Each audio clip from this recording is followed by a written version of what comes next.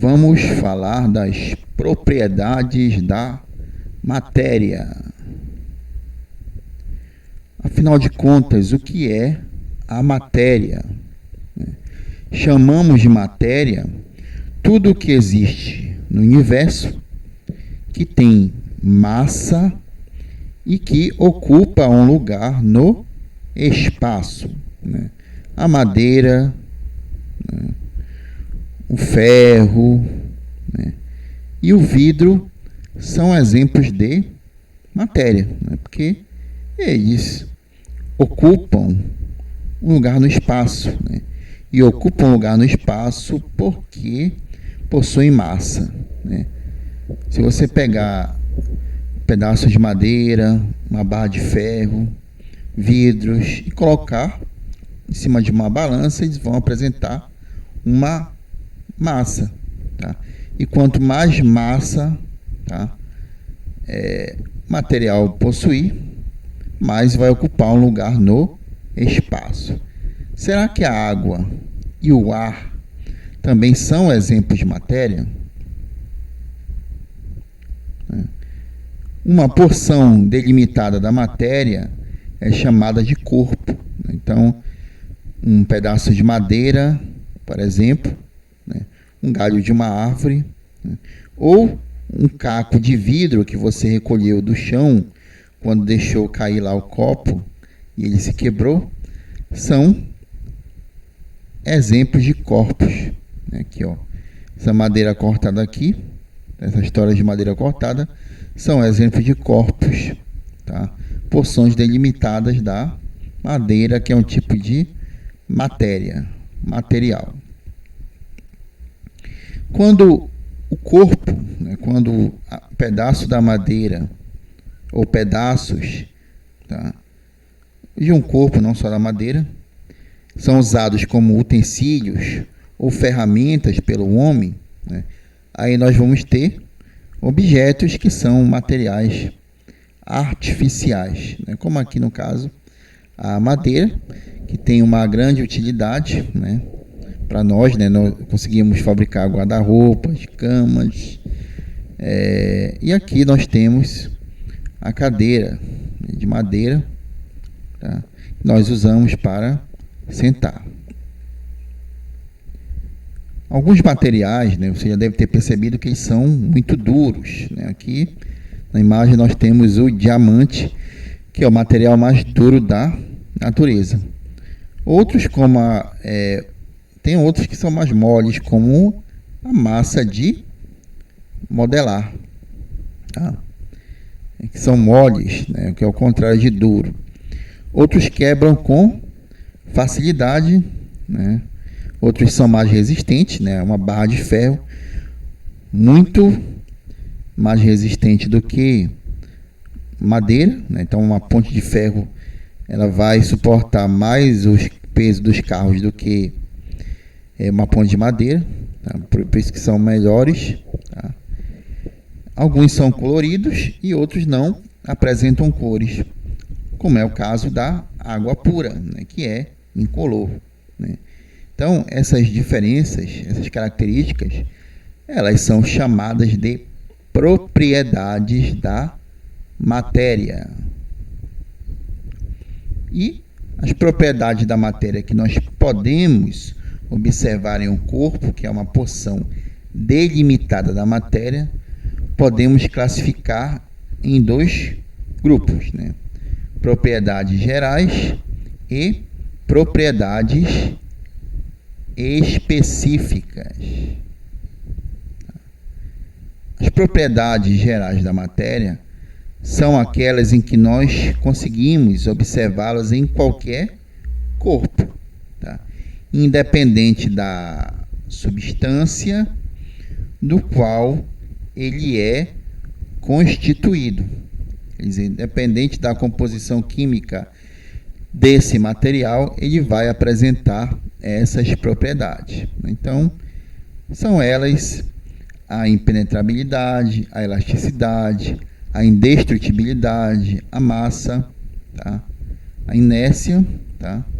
E o volume, tá? Então, nós vamos ver aí cada uma delas, vou explicar para vocês. Tá? A impenetrabilidade, tá, vai ser uma propriedade em que os corpos têm de não conseguirem, né, ocupar o mesmo lugar no espaço ao mesmo tempo, né, como mostra aqui na foto aqui, né, a pessoa quis atravessar entre dois carros, achando que dá para atravessar entre eles, tá? Devido à falta de noção do espaço, acabou acontecendo um acidente, ó, e ficou preso entre esses dois carros, tá? E não é porque eles são feitos de aço, né? Não é porque eles são feitos de ferro, de aço, tá? Não é porque eles são feitos de material mais resistente. Mesmo que fossem feitos de um material mais flexível, tá? Mas haveria um atrito, né, entre eles, porque mesmo que conseguisse passar, haveria uma deformação no carro, tá? Mesmo que se fosse outro material mais flexível. Por quê? Porque dois corpos não podem ocupar o mesmo lugar no espaço ao mesmo tempo. Por quê? Porque ambos os corpos são porções delimitadas da matéria, tá? Eles vão possuir uma coisa que vocês darão estudar, que são os átomos, né? E um átomo não se sobrepõe ao outro, tá?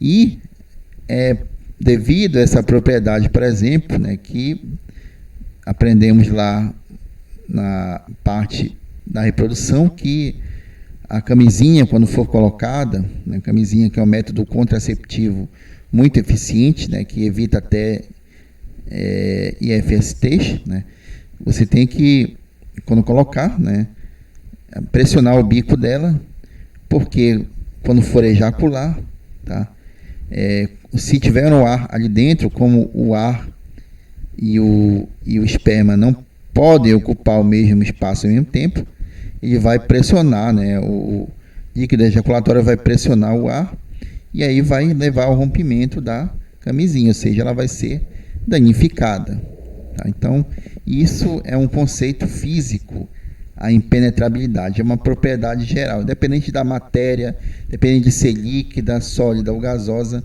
tá? A matéria, os corpos não podem ocupar o mesmo espaço ao mesmo tempo, né? Então, várias pessoas tentando atravessar a porta de um ônibus, né, elas não vão conseguir, né? Vai ser o maior sufoco, né? Ok? Temos aí uma outra propriedade que é o volume, que é a medida do espaço em que ele ocupa, né? Então, aqui, ó, nessa jarra de suco, você tem esses números que vão nos dar uma indicação do volume, tá? Ok? Aqui, ó, em ml quer dizer mililitro, tá? Então aqui você consegue, se você fazer uma receita, por exemplo, tá? Na receita diz que você precisa de 100 ml de algum produto, então você vai usar essa medida e vai colocar o líquido até essa região onde está medindo aqui, ó, onde está aparecendo o número 100. E aí você vai ter uma medida de volume exata, né? Porque o volume é isso, é o espaço em que o corpo vai ocupar, né? E o ar, né, ele também ocupa espaço, tá? Ele é determinado por suas dimensões, que a gente vai ver a seguir, né? Mas o ar, né, aqui é a prova de que ele também ocupa um lugar no espaço. Por quê? Porque aqui, ó, você está pressionando aqui a garrafa para encher esse balão, né, para ele ficar maior, para ele ocupar um lugar maior no espaço. E você só vai conseguir isso se você injetar ar aqui dentro, porque assim como o balão, ele também é matéria, ele também possui as mesmas propriedades, ok?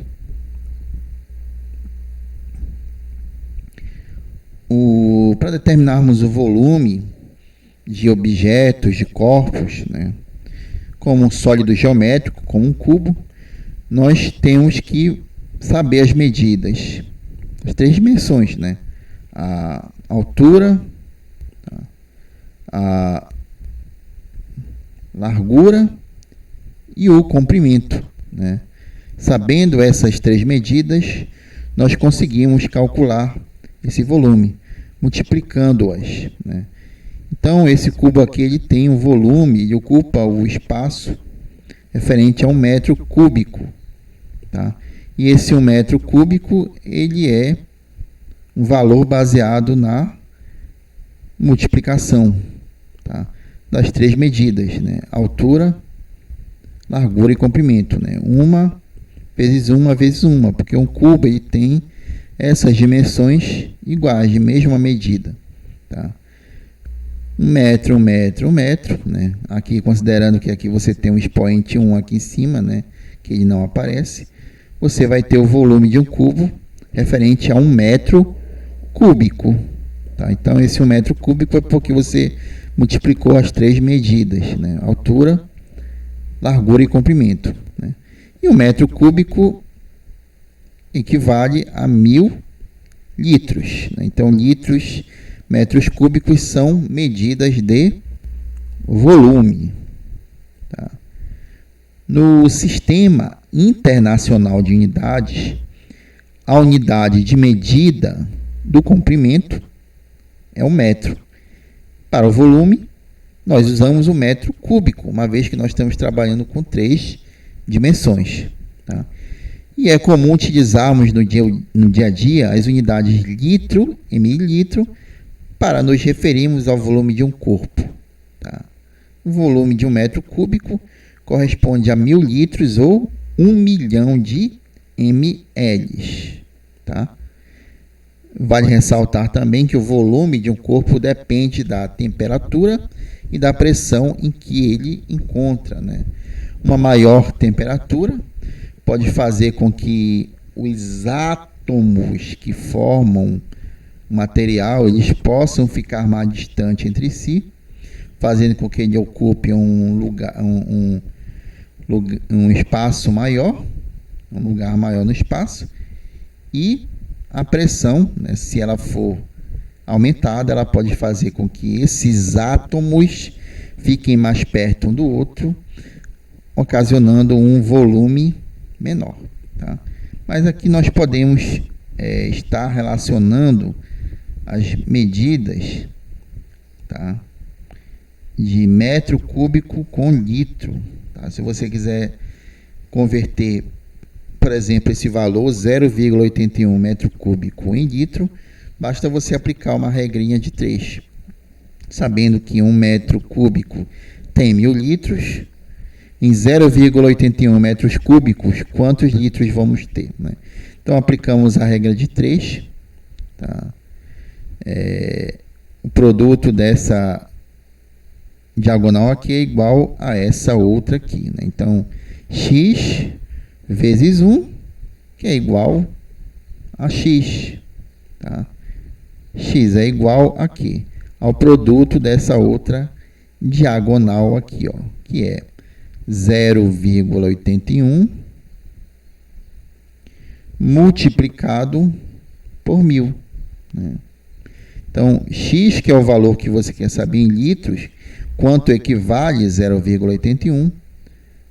Então, você vai ter, ele vai ser o produto de 0,81 vezes 1000, que é igual a 810 litros, né? Então, em 0,81 metros cúbicos existe 810 litros, ok?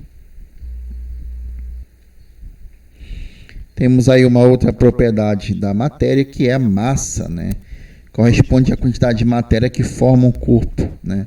Para medirmos a massa, nós utilizamos como unidade de medida principal o quilograma, né? O grama, quilograma, temos também as toneladas.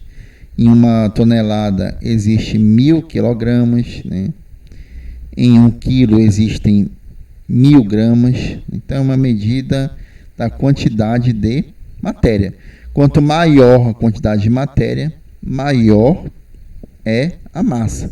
E nós podemos medir a massa de qualquer corpo ou objeto através de um equipamento que mede essa quantidade de matéria, que é a balança. Aí uma outra propriedade mais relacionada à física, que é a inércia, né? Baseada no que os corpos geralmente têm a tendência de manter o seu estado de repouso ou de movimento em trajetória reta. Tá? A medida da inércia corresponde à da massa de um corpo. Portanto, quanto maior é a massa de um corpo, maior será a sua inércia. Tá? Então, é por isso que quanto mais pesado você for, né, quanto mais gordinho, mais dificuldade você vai ter para correr. Né? Por quê? Porque a massa do seu corpo tende a fazer você ficar parado. Né? Quanto maior ela, mais dificuldade você vai ter para caminhar, por exemplo. Né? E é por isso que você, quanto mais uma barra de ferro de 10 quilos, você vai ter mais dificuldade para deslocá-la, para levantá-la, do que uma barra de ferro de 1 quilo. Né? Porque a tendência é a massa do corpo fazer de ficar na posição em que estava antes. Ok? Aí uma outra propriedade, que é a indestrutibilidade, né? Uma propriedade que a matéria tende a não poder ser criada nem destruída, apenas transformada. Né? Então, os átomos de carbono, né, que é um elemento químico que existem aqui essa madeira que está queimando, que está virando carvão, tá? Ela, quando é queimada, ela diminui o seu volume, né? Passa a ocupar um menor lugar no espaço. Tá? Quando é queimada, por quê? Porque o fogo ele promove uma transformação química, ou seja, os átomos de carbono vão sair daqui da madeira e vão subir para o ar, formando um gás carbônico, ou seja, houve uma transformação. Tá? O carbono que está presente, as moléculas às quais o carbono está ligado, vão se rearranjar formando outras moléculas, né? Ou seja, um átomo ele não é destruído naturalmente, tá? Ele sai de uma substância, deixa de formar uma substância para formar uma outra quando há uma reação química, né? Então a gasolina, por exemplo, ela acaba, mas não os átomos que a formam, eles não são destruídos quando o carro está em movimento, quando está gastando gasolina. O que acontece é uma transformação da gasolina em gás carbônico, né, que é liberado para o ar. Em relação à elasticidade, né, os materiais elásticos eles podem ser deformados, ou seja, ter sua forma modificada. Porém, eles podem voltar à forma original quando a força que causa a deformação ela para de atuar, né? Aí mostra aqui no slide uma imagem de uma moça, né, provavelmente uma atleta, né, fazendo uma espécie de alongamento, né? E isso só é possível porque em nossa coluna vertebral, né, existem regiões que atuam como se fossem elásticos, permitindo uma deformação temporária do nosso corpo. Graças à elasticidade da nossa coluna, nós podemos nos curvar e ficar eretos, ok? A elasticidade fica bem evidente também em materiais como a borracha, né? Porque quando a gente puxa, né, ela vai esticar, né? E quando a gente solta ela, ou seja, a gente deixa de aplicar a força que consiste em puxar, isso vai fazer com que ela volte à forma original, né? Tá, quando a gente puxa, a gente vai expandir ela, porém ela volta a ocupar o volume original. Tá?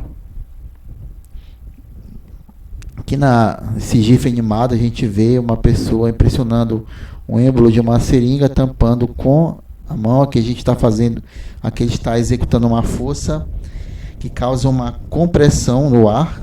Tá? Então o ar, né, embora o ar não seja igual um elástico, mas o ar é um exemplo de matéria, né? Ele ocupa um lugar no espaço e possui massa. Tá?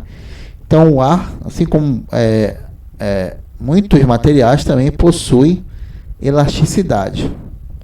Tá? Então, novamente, quando a gente empurra o êmbolo da seringa, tá? A gente está promovendo uma força que vai causar uma compressão, uma diminuição do espaço para as partículas que formam o ar que estão dentro da seringa, tá?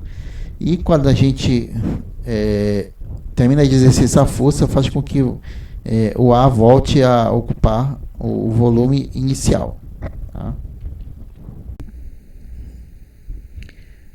E aí nós temos as propriedades específicas da matéria, tá? As organolépticas, as químicas e as físicas, tá?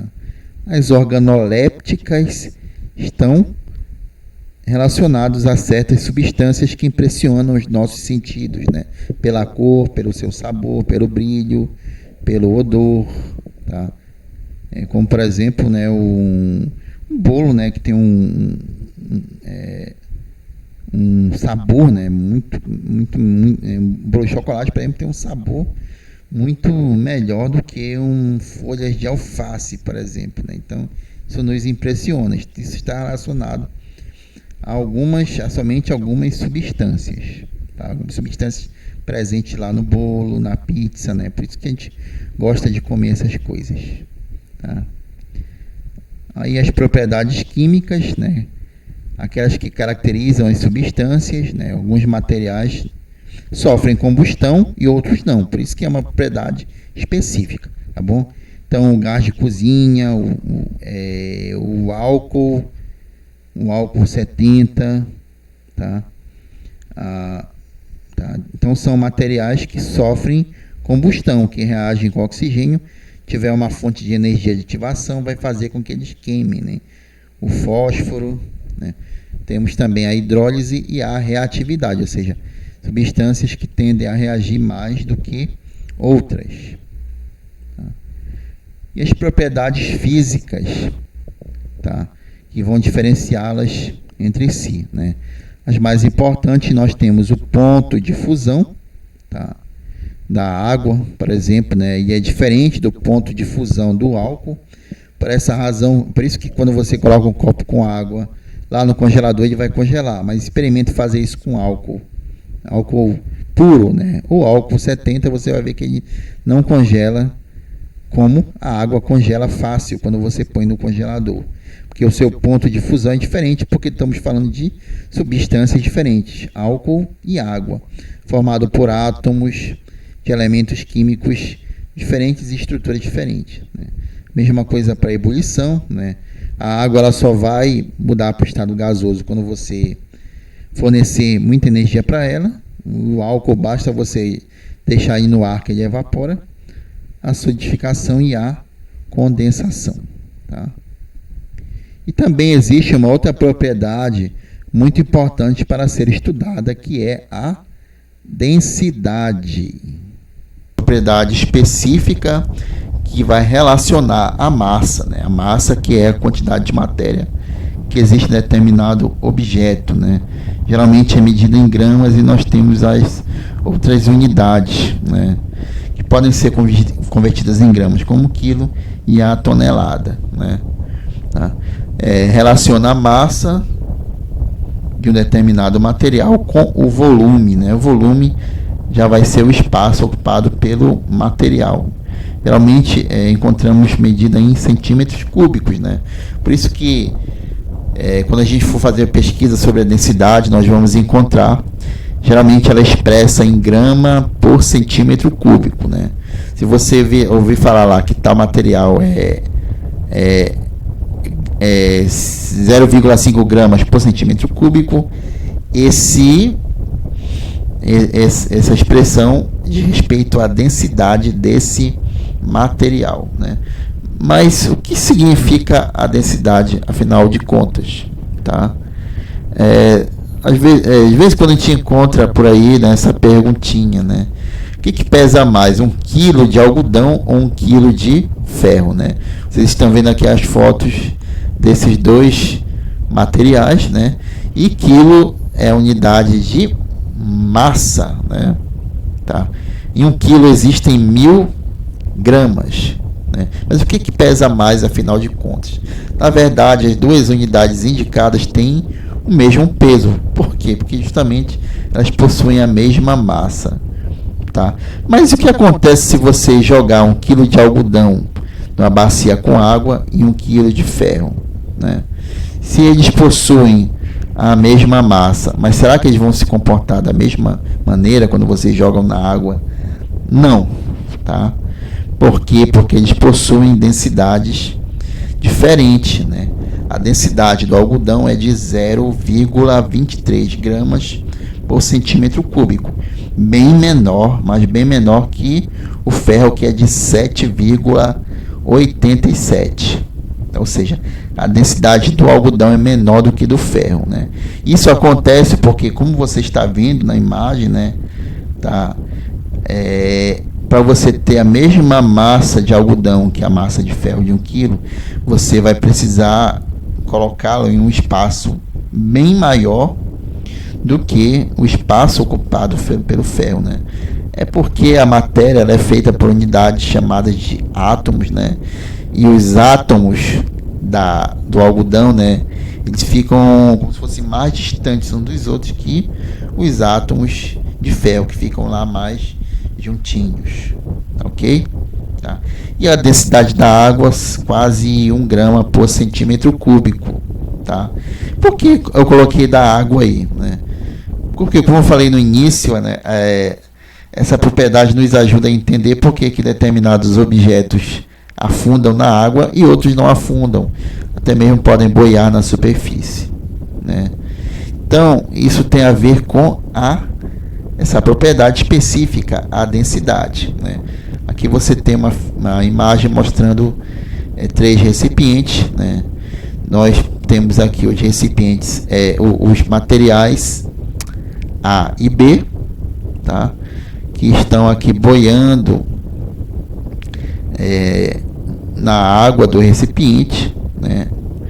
E aqui em C nós temos um outro material que não está boiando, por sua vez, ele afundou na água do recipiente, tá? Por que esse material C afundou e o A e B não? Porque a densidade do C ela é maior do que a densidade da água, né? E é maior do que a densidade dos materiais A e B, tá? Então, são materiais cujas densidades são diferentes entre eles, né? Tá? E são diferentes da densidade da água, né? Quais deles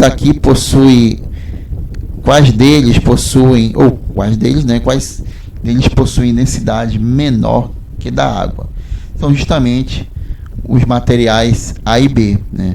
Por quê? Porque eles estão boiando na água, eles não afundarem. Por que a gente afunda na água? Justamente porque a nossa densidade ela é maior do que da água, né? Nós possuímos os ossos, nós possuímos a gordura, pele, músculos, né? Materiais que possuem mais átomos, o espaço do nosso corpo é ocupado por mais átomos do que a molécula, do que os átomos que formam a água, né? Por essa razão, se você não souber nadar e se jogar num rio fundo, você vai afundar e você vai se afogar, tá? E existe um mar Morto lá no Oriente Médio, né? Que o nome Morto, né, se dá pelo fato de que quase não tem nada vivo naquele lugar, né? Quase não tem quase nada vivo, tá? Talvez tenha algumas bactérias por lá, porque a água do Mar Morto ela é extremamente salgada. Olha a foto aqui dessa mulher aqui na água, e olha aqui essas rochas aqui, isso aqui é sal, né? A água ela é muito salgada, ela é tão salgada, mas tão salgada, que faz com que a água do Mar Morto, né, ela tenha uma densidade maior do que a densidade do corpo humano, né? Tá? Lembram que eu disse que a gente afunda na água porque a densidade do nosso corpo é maior do que da água? Tá? Mas e se a água tiver uma densidade maior do que o corpo? O que vai acontecer? A gente não vai afundar. E é por isso que os turistas vão lá no Mar Morto, né? Alguns inclusive vão lá para aprender a nadar, porque eles não afundam na água, uma vez que a densidade do corpo deles, pelo fato da água do Mar Morto ter muito sal, uma concentração de partículas muito grande, tá? Do que da água normal, não salgada, por essa razão que eles não afundam na água, né? Eles ficam boiando, tá? Então o fenômeno da densidade ajuda a explicar esse fenômeno do Mar Morto, tá?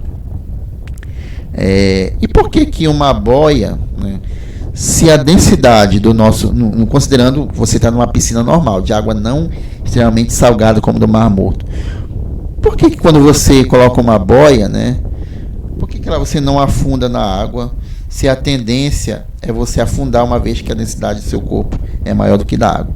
É porque quando você acopla uma boia no seu corpo, né, e você enche ela de ar, né, é como se você estivesse modificando a densidade, mas não do seu corpo, né, mas do conjunto, tá? Se nós tivéssemos em nosso corpo um órgão como alguns peixes possuem, que é a bexiga natatória, no qual eles podem encher de ar, tá? E por isso que alguns conseguem controlar a sua profundidade na água, né? Nós não afundaríamos, mas aí a gente tem que então fabricar uma boia, né? Um material artificial, né? A boia no nosso corpo, ela vai fazer com que a densidade do conjunto fique menor do que da água, e aí com isso a gente não afunda nela, né? O que seria de nós se não tivesse uma boia, né? O que seria de você se não tivesse lá uma boia para você, quando o navio estivesse afundando, né? Tá? O que ia ser? O que ia ser de nós se não existisse, né, cientistas que tivessem estudado e compreendido bem esse fenômeno da densidade, tá?